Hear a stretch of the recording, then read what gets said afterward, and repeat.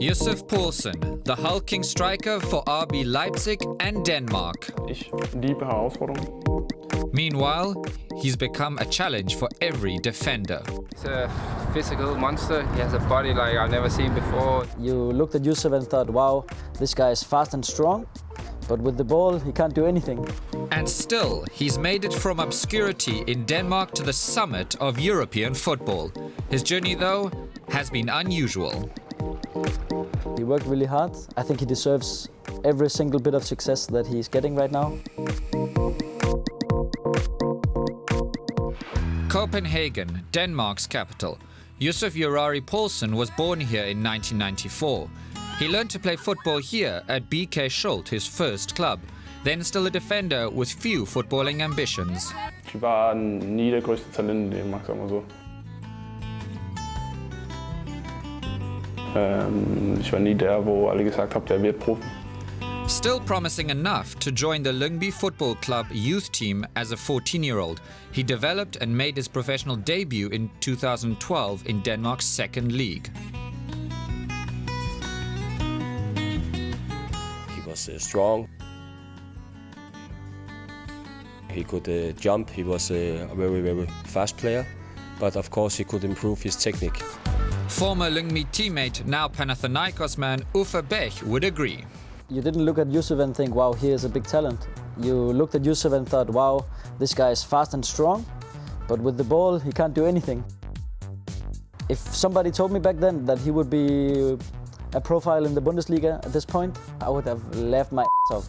Nevertheless, Poulsen's graft and toil forced Denmark's national team program to take notice. First selected for the Denmark under-16s, he's played for Denmark at every youth level.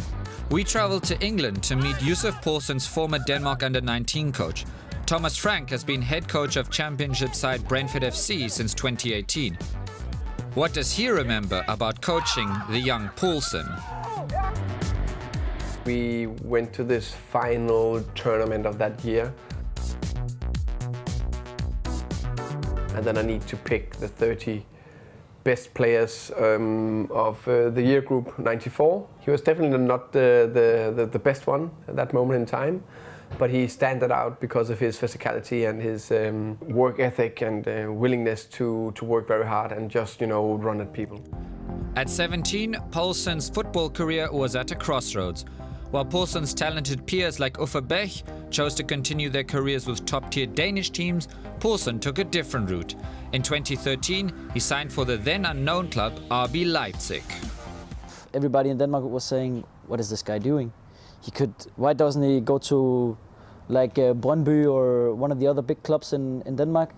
You get to be a profile there. Instead, you go to the third best league in Germany.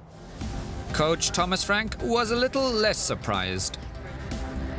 It's a brave choice back then, going to the third Bundesliga. I remember I spoke a lot with him, of course, because I tried to convince him to come to Brøndby. But I said to him, the most important thing is that his feeling is right. And he felt that was the right choice to do. And he said, I'm going there to play. And because of his habits of working so hard each day, was good. So if you work hard each day, you just have a bigger chance, always to add to your level. But also the match with Leipzig was perfect. Perfect. With Poulsen in the lineup, Leipzig were regularly promoted, reaching the Bundesliga in 2016. The gamble had paid off, though there were some growing pains. Die Anfang war hart, sagen wir so. Wir hatten 2 Trainings absolviert und dann, glaube ich, habe ich Samstag und Sonntag Spiel gehabt. 2 Tage hintereinander. Ich konnte die ganze Woche nachher nicht laufen fast. But he found help from future Bayern star Joshua Kimmich, his best friend in Leipzig. Und habe ich dann beschlossen, mit Joshua Kimmich zusammenzuziehen in einen WG. Und der hat mich am Anfang sehr viel geholfen. Klar, ich war nicht so stark auf Deutsch zu der Zeit und das war die beste Lösung. While Poulsen and Kimmich remain friends, they are now Bundesliga rivals. Having come such a long way with RB Leipzig and made 200 appearances, what does the club mean to him? Das bedeutet sehr viel, weil das ist der Verein, der mich dahin gebracht hat, wo ich jetzt bin. Es war halt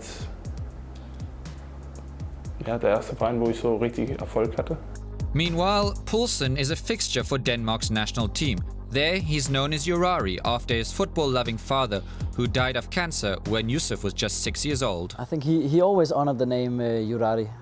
For him, it's an important part of himself, and he will never forget his roots. Everybody knows his mom is an amazing person, but of course, it's hard to grow up without a father. In his hometown Copenhagen, Poulsen opened the Social Cafe. Fans come here for coffee, gluten-free food, and to feel closer to the star. Basically, when he's not here, and they give him, they come in with like little gifts. They made homemade gifts, some little trophies or tokens. Some came in with like some coffee mugs. While rarely present, Poulsen is never completely absent. You can still sense his presence without him being here. Despite his fame, Poulsen has maintained his friendships across Europe. Whether his friends' careers have taken them to the Greek Super League. He's a good friend. He's always positive. He's always laughing. We always have fun together.